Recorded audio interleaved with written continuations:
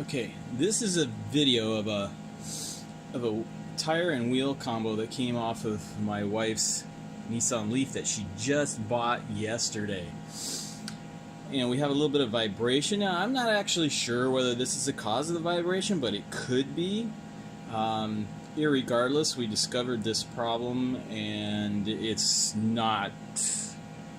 Well, let's just put it this way. If I was to go into a tire shop like Les Schwab or Discount Tire, they would say, "Oh, dude, your rims are bent. You need new rims."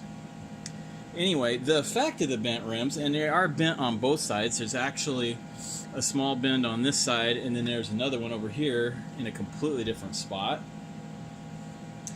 with deflection that's quite large. But the effect is this.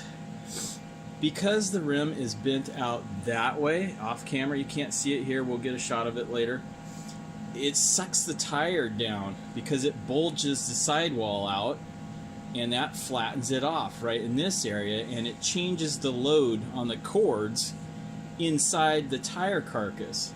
And when the tire spins fast, like you're driving down the road, it's going to look like this against the road.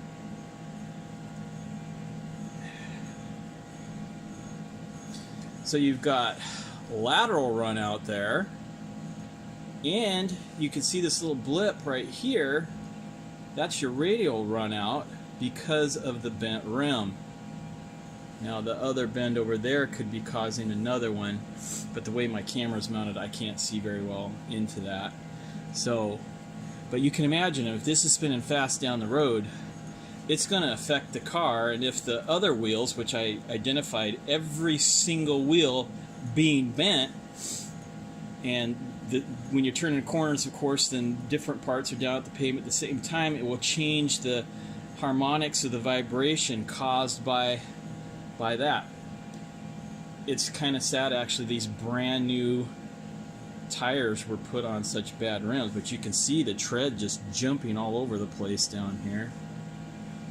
I'm not sure if I can get a measurement. Of course, the camera doesn't show everything very well because it looks a lot worse in person.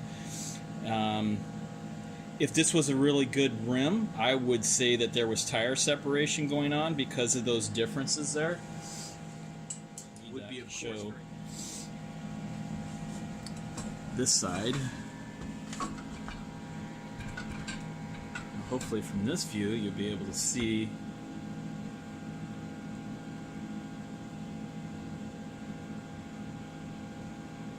You see that?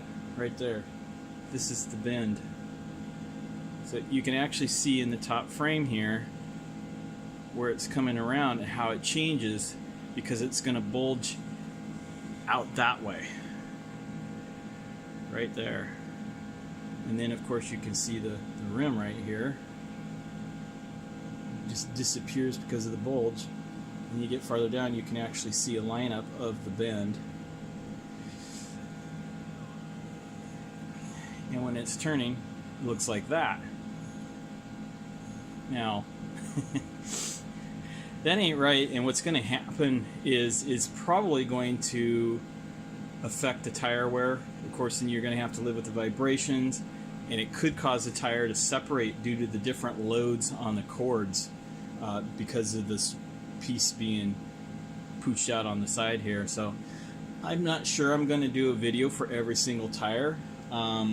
This one's pretty bad. I think there's one worse, but I think one of them isn't quite this bad as well. But every single one of them have a bend in them in the rim like this.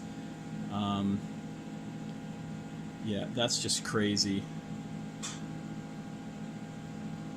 The side load isn't there properly. Now, you know, some bunch of rednecks might think, well, you just take a hammer to that and bend. No, it doesn't work that way because you got to be precise, and it's actually, you can see it.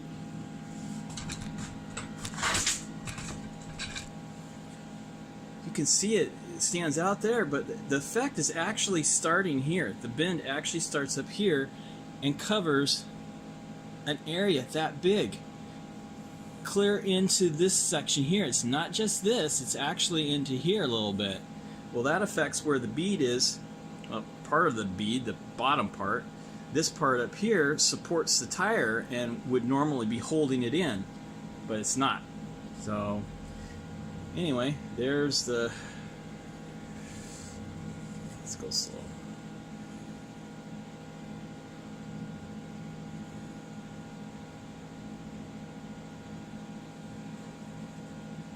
Yeah, I think that's probably one of the causes for the vibration. The vibration seems to move around and change a little bit, and I just think it's because this isn't the only tire causing the vibration. There's another one too. Alright, well, we'll see what happens with these, but I just wanted to show all parties concerned what a bent rim can do. This is a good example. It's not the worst I've ever seen, but it's definitely not the best either. Unfortunately, I don't have a, I would have to build a stand here, put a runout gauge, which I do have one that would work for that, but it would be somewhat complicated to set up, but it would measure the runout from any point that I wanted, and I'd love to see it from this point here. But some of the tire shops actually have a machine that will measure all of those little differences, but maybe you can kind of see the light change across there, and that shows you that this whole section is bent in a little bit. When that light doesn't reflect the same, I guess you probably can't see it on the video. When the light, which is over there, doesn't reflect off in the same manner, that's showing that there's actually a bend there. We can shine it up a little bit, and you can see how that changes as you go through, and it dips over it. That's because it's bent, and it's bent farther than just the lip here. It's bent into this piece here. So even this piece isn't, even that piece has some run out, and so I'm not quite sure why it would have run out clear up here, but anyway, this is one of the reasons why people like aluminum wheels, because the alloy wheels are usually machined. The surfaces are mounted flat, or machined flat, and then they're mounted, and then the rest of the wheel is turned, so your tolerances are really tight, and you get a much better consistency of roundness.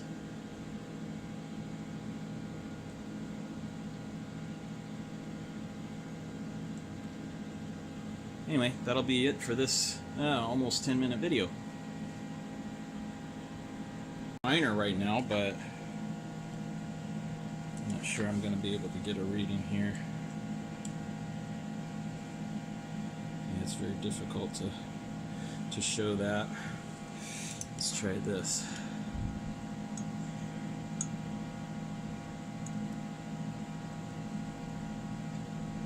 Hold still.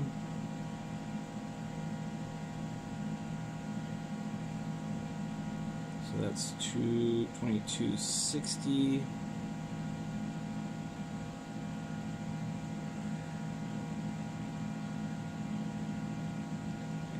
That'd be close to 23 millimeters.